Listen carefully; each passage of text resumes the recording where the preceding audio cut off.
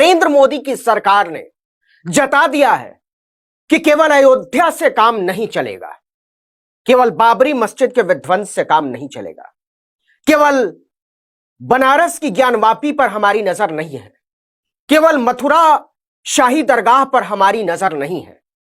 नरेंद्र मोदी के शहरी विकास मंत्रालय ने देश की राजधानी दिल्ली के ढेर सारी दरगाहों, ढेर सारी मस्जिदों और यहां तक कि ढेर सारे कब्रिस्तानों पर अपनी निगाह जमा दी है। जी हां, 123 मस्जिदों, दरगाहों और याद रखिए कब्रिस्तानों पर नरेंद्र मोदी की सरकार ने दावा ठोका है, उसको वक्फ से वापस लेने के लिए नोटिस जारी किया है और इनकी तादाद है 123। जी हां, 123 दिल्ली के अलग अलग इलाकों में फैली हुई इन मस्जिदों, इन दरगाहों, इन मजारों और इन कब्रिस्तानों पर नरेंद्र मोदी सरकार की नजर है। और आपको हैरानी हो सकती है कि हरदीप सिंह पुरी के शहरी विकास मंत्रालय ने वक्फ बोर्ड को नोटिस जारी किया है कि क्यों ना इनको इससे वापस ले लिया जाए। मनमोहन सिंह की सरकार जब थी तब इन सारी धार्मिक महत्व की जगहों को वक्फ बोर्ड को सौंपा था संचालन के लिए, लेकिन अब नरेंद्र मोदी की सरकार इनको वापस लेना चाहती है। आपको बता दें कि ये सारी जगहें जो हैं वो दिल्ली के दिल में हैं, इतनी महंगी इलाकों में है जहां एक एक वर्ग फुट की जमीन की कीमत लाखों रुपए है। जितने इलाके में कनॉट प्लेस ले लीजिए, जामा मस्जिद का इलाका ले लीजिए, संसद भवन का इलाका ले लीजिए, इंडिया गेट का इलाका ले लीजिए, आगे बताऊंगा कि किन किन इलाकों में ये मस्जिदें, ये दरगाहें, ये कब्रिस्तान है। लेकिन सवाल है कि कब्रिस्तानों का क्या करने वाली है नरेंद्र मोदी की सरकार, दरगाहों का क्या करने वाली है नरेंद्र मोदी की सरकार। जिन जगहों पर अंतिम संस्कार करते हैं मुसलमान, उन कब्रिस्तानों पर नरेंद्र मोदी सरकार की नजर क्यों है, किस वजह से है, सिवाय इसके कि उनके पास जमीनें बहुत हैं, अरबों रुपए की ये जमीनें हैं और इन पर नरेंद्र मोदी की सरकार ने नजर गड़ा दी है। जरा मैं एक लिस्ट पढ़ देता हूं मोटा मोटी कि वो कब्रिस्तान, खासकर कब्रिस्तानों और दरगाहों के लिस्ट की, और दरगाहों में भी 2-4 दरगाहों के, इससे आपको अंदाजा होगा कि इतने सारे कब्रिस्तानों का क्या करने वाली है नरेंद्र मोदी की सरकार। जो लिस्ट है 123 जगहों की, उनमें जरा कब्रिस्तानों की लिस्ट देख लीजिए। 64/1 कब्रिस्तान इंडियन एक्सप्रेस मथुरा रोड के पीछे, 68/1 कब्रिस्तान साउथ इंद्रप्रस्थ मथुरा रोड, 72/1 दरगाह हजरत कुतुब हादेव शेख मोहम्मद विकास मीनार के पास, शाह वलीविया मस्जिद और मजार इरविन अस्पताल के पीछे, दरगाह सद्दुद्दीन इबास भोरे शाह साहब दिल्ली परेड ग्राउंड के पास, मस्जिद और कब्रिस्तान फजल मोहम्मद रामलीला ग्राउंड, मिर्दाई मस्जिद दरगाह बैरन रोड, कब्रिस्तान लुडलो कैसल बहुत महंगा इलाका, दरगाह शाहबड सिविल लाइन फिर से बहुत महंगा इलाका, मस्जिद और कब्रिस्तान 64 खंबा, करजन रोड के पीछे मुस्लिम कब्रिस्तान। यह कब्रिस्तानों की लिस्ट है। आप सोच सकते हैं कि इन कब्रिस्तानों को, क्या आप सोच सकते हैं कि सरकार किसी शमशान घाट को इस जिद में अपने अंडर में ले ले कि नहीं इसको तो हम चलाएंगे? क्या नरेंद्र मोदी की सरकार कफन और दफन का बंदोबस्त करने वाली है? क्या वजह हो सकती है कब्रिस्तानों की जमीन पर नजर गड़ाने की? आगे सुनिए। करजन रोड के पीछे मुस्लिम कब्रिस्तान गांव अलीगंज फिरोज शाह से सटा, मुस्लिम कब्रिस्तान लोधी रोड, मुस्लिम कब्रिस्तान अलीगंज के साथ लिंक रोड, मुस्लिम कब्रिस्तान जंगपुरा, मुस्लिम कब्रिस्तान गांव अलीगंज, मुस्लिम कब्रिस्तान तुर्कमान गेट, वजीराबाद ब्रिज के पास मुस्लिम कब्रिस्तान, हिंद पार्क में दरगाह कब्रिस्तान वार्ड नंबर 11, मकबरे और कब्र तक पर दावा ठोका है। सोचिए कब्रों का क्या करेगी नरेंद्र मोदी की सरकार। यह अपने आप में सोचने की बात है और यह दिखाता है कि सियासी सोच जब तंग हो जाए, जब संकीर्ण हो जाए, जब सक्रिय हो जाए, तब आप कब्रिस्तानों, दरगाहों, मजारों, मीनारों तक को नहीं छोड़ते हैं। वजीराबाद ब्रिज के पास मुस्लिम कब्रिस्तान, हिंद पार्क में दरगाह कब्रिस्तान, चमेलियन कब्रिस्तान खसरा नंबर 201 शादीपुर, टार्कियन कब्रिस्तान वार्ड नंबर 13 सदर बाजार उत्तर। यह कब्रिस्तानों की लिस्ट है। और अगर मैं मस्जिदों की लिस्ट गिनाने लगूंगा, अगर मैं दरगाहों की लिस्ट गिनाने लगूंगा, अगर मैं मजारों की चर्चा करने लगूंगा, तो वाकई कम से कम 1 घंटे का वक्त लगेगा जिन पर नरेंद्र मोदी की सरकार ने दावा ठोका है।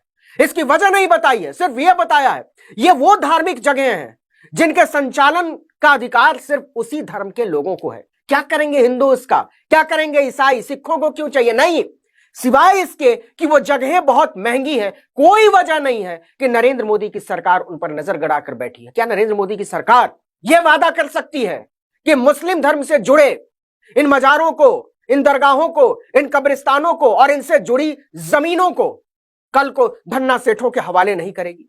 कल को आप उसका इलाका छोटा नहीं करेंगे? कल को आप उनके धार्मिक क्रियाकलाप से अलावा उनका कोई इस्तेमाल नहीं करेंगे? क्या मोदी सरकार इसका दावा करने को तैयार है? और अगर यह दावा करने को तैयार है तो फिर मंदिर क्यों नहीं?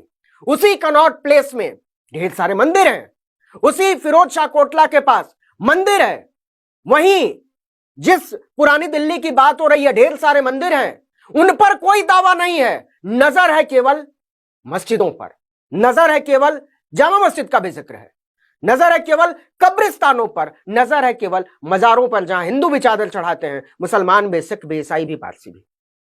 तो क्यों?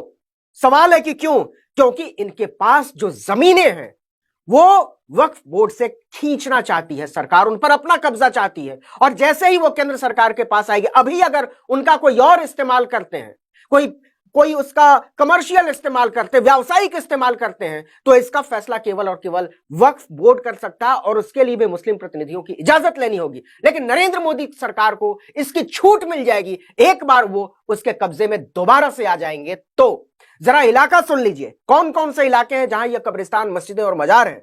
मथुरा रोड, बहुत महंगा इलाका। तिलक ब्रिज, बिल्कुल नई दिल्ली रेलवे स्टेशन जब आप जाते होंगे तो उसके पहले तिलक ब्रिज का इलाका आता है, मंडी हाउस उससे सटा हुआ है, वो तिलक हाउस वहां की जमीन पर नजर है। करजन रोड, बिल्कुल सेंट्रल दिल्ली का इलाका। फिरोज शाह कोटला, जहां आप मैच खेलने जाते हैं, आईटीओ से सटा हुआ इलाका अगर आप दिल्ली आओ। मिंटो रोड, जो मिंटो पुल के नीचे ही पानी जमा होता है और मिंटो रोड के बाद ही नई दिल्ली रेलवे का स्टेशन आता है। Plaza cinema, Connaught place, Connaught place में तो जमीन ही नहीं है, 1 इंच जमीन नहीं है, वहां फुटपाथ का विस्तार नहीं कर सकते। वहां अगर कोई जमीन चाहिए आपको तो दरगाहों, मजारों और मस्जिदों पर आपको कब्जा करना पड़ेगा। लाल किले के पास का इलाका, परेड ग्राउंड के पास का इलाका, Baron Road, again central Delhi. Ludlow Castle, जहां अरविंद केजरीवाल रहते हैं, उसके पास का इलाका। Mall Road, Karol Bagh, central Delhi का इलाका। इंडिया गेट, काकानगर, कोई जमीन नहीं है वहां। अगर जमीन चाहिए तो इन्हीं इलाकों पर। Wellesley Road, Pandara Road, Lal Krishna Advani रहा करते थे पंडारा रोड पर एक समय में। Lajpat Nagar, again central Delhi. Nizamuddin, Irwin Road, Ashok Road, जहां खुद भाजपा का दफ्तर है, जिस अशोक रोड पर पहले हुआ करता था वहां राज्य का दफ्तर है। इसके बाद आरके पुरम, संसद भवन के पास की भी एक मस्जिद है जिस पर नजर है सरकार के, जिसको कब्जे में करना चाहती है। झंडेवालान, जहां राष्ट्रीय सेवा स्वयंसेवक संघ का मुख्यालय है, वहां भी एक मस्जिद है। बाड़ा हिंदूराव, चारों तरफ जंगल, बहुत रमणीक इलाका, वहां के इलाके पर नजर है। जंगपुरा, अगेन बहुत महंगा इलाका, दिल्ली के सबसे बड़े रईस रहते हैं वहां। तो क्यों चाहिए मोदी सरकार को ये जगहें, ये जमीनें, ये दरगाह, ये कब्रिस्तान? और मेरा सवाल, अगर मैं मस्जिदों को छोड़ भी दूं, अगर मैं मजारों को छोड़ भी दूं, तो क्यों ये जो मैंने आपको गिनाए हैं 22 कब्रिस्तान, इन 22 कब्रिस्तानों में किसको दफन करना है, किसको गाड़ना है, किस पर कफन चढ़ाना है, किसको जरूरत है इन कब्रिस्तानों की?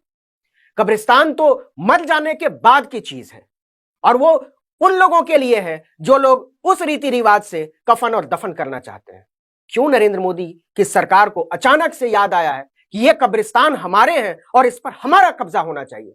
मैं आपको बता दूं कि इन कब्रिस्तानों के पास, जो कि बहुत अच्छे इलाकों में, बहुत महंगे इलाकों में, वहां साधारण आदमी तो छोड़ दीजिए, बड़े बड़े धन्ना सेठों की हैसियत नहीं है वहां जमीन खरीदने की, क्योंकि वहां खाली जमीनें है ही नहीं।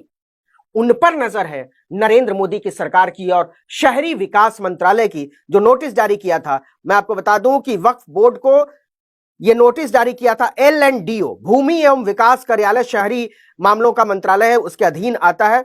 2 सदस्यीय समिति की रिपोर्ट के आधार पर 123 संपत्तियों का नियंत्रण मांगा है, अपने हाथ में लेने का फैसला किया है। इसमें मस्जिदें हैं, दरगाह हैं और 22 से ज्यादा कब्रिस्तान है। आखिर किसको जरूरत है इन कब्रिस्तानों की? यह जरा हम लोगों को सोचने की जरूरत है, आपको सोचने की जरूरत है, या फिर निशाना कुछ और है? इस वीडियो में